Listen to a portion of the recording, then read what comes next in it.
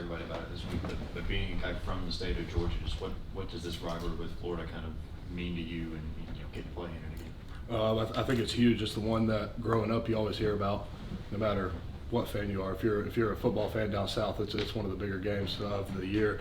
So, and all through recruiting you hear about it here. So it's something we pride ourselves on and take really seriously. Tate, what have you seen from Carson this week, just as he gets ready to go back, play in his hometown, play in this game? What sort of stands out to you from his preparation this week? He's been a little bit more energetic at practice. I think he's really looking forward to this game, getting to go back to his hometown and play. I know this is a big game for him, so I'm excited to see what he can do. Yeah, Tate obviously got a bunch of guys rotating in their right tackle with you. What goes through your mind when you got kind of three different guys that you're practicing with through the week, and I guess go into how each of those guys are maybe a little bit different next to you? I think I'd say I try to keep away from thinking about it as much, because I feel like if I start thinking about it, that's when I'm going to start playing differently and stuff like that. But it's definitely different playing next to all three guys. Like I've said before, Mims is a freak. He plays like a freak. So I played next to him for 2 years now, so I have all my trust in him, knowing he's going to be where he needs to be and stuff like that. And with Truss is the same way. I trust him. Knowing he plays a little tighter to me in pass pro, so that was a little bit of adjusting too. Mims usually is farther away when we're passing off twists, but he can be because he has freakishly long arms. And just knowing Truss is always going to be closer to me.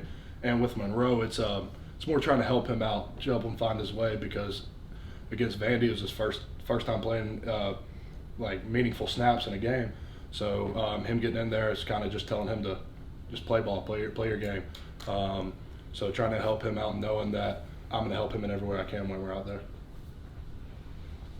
Kind of along those lines, you guys are playing really, really well as a unit. Have been, to this point in the season overall. Is chemistry? Is there a danger in bringing guys back and moving guys around when you've been playing so well as a unit? I think to a certain extent there is. Just always when you're playing next to a new guy, it's going to change some things.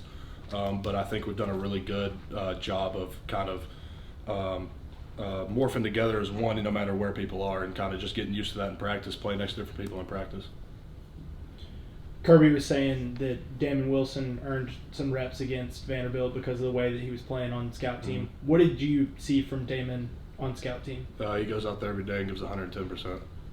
He's flying around, never taking a play off, even though sometimes we may look at him and be like, okay, let's calm down on this play. But he's never calm. He's always going 100%. So I have a lot of respect for him in the way he's worked. Just to follow up, how much have you seen him improve over the year? A lot, and I think I can say the same for all those guys. You see them come in, maybe not great against combos, and then you go out there one day and you have a combo block against one of them, and it's like, okay, they're starting to learn how to stop this a little bit. So with Damon, I think it's kind of learning the game and knowing how he can beat certain people, and using his ability, which I think is his biggest part, is speed, to his advantage. We talked to Sed the other day about his fumble recovery, the run against Vanderbilt. What was your perspective on that play and just the play that Sed made to kind of recover? I was extremely confused at first.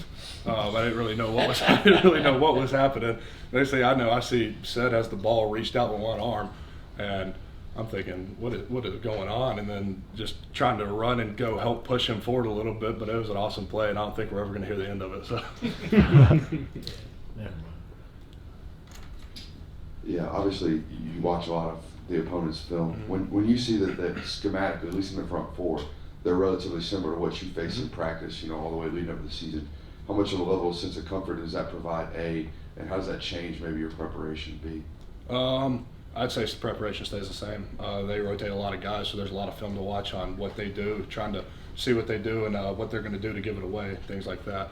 So I think it does give us confidence knowing that we see it more than what we see other weeks. But I think preparation is still the same. You've got to go in there in the film room and watch the same exact amount of film you do every week and try to learn, because they rotate a lot of guys, so you got to learn a lot of guys' favorite moves, how they play certain blocks, stuff like that. Hey Tate, I was just wondering, what do you think are some of the biggest challenges as an offensive line group, but as an offense as a whole, coming off a bye week? Is there anything that you guys need to recalibrate or kind of find something to get back in rhythm with? I think just find that rhythm, just stay in that rhythm, not let anything fall off, just starting fast. I think that's the biggest problem we faced all year, and if we start fast, I think we usually end up playing a really good game. So just trying to put it all together for 4 quarters. We hear about the intensity of practice a lot, and this week especially. What would you say the defining characteristic of a Georgia football practice is? Physicality. It's going out there every day knowing if you don't have a right mindset, you're going to get embarrassed. That's against scouts. That's good on good. It doesn't matter. Everybody out here, I think, knows what it takes and knows the standard around here, and that's a really physical practice Monday through Thursday.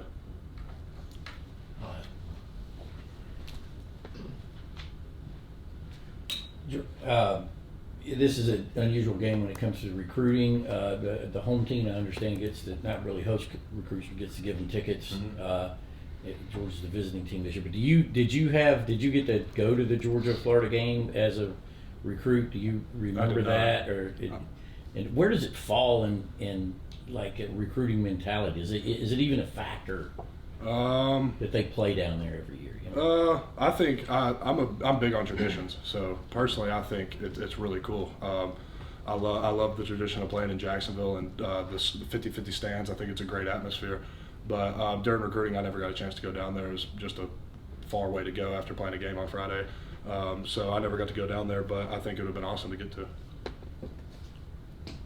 And non-football related question, is podcasting and content creation something you want to do as your football career continues? I've definitely thought about it. I've started to really enjoy doing the podcast with Zelo and Goody. So it's definitely something I've come to really like and enjoy. So it's definitely something I would want to look into. Any more for Tate? Yes. All right, thank you, Tate. Thanks, Thanks, Tate.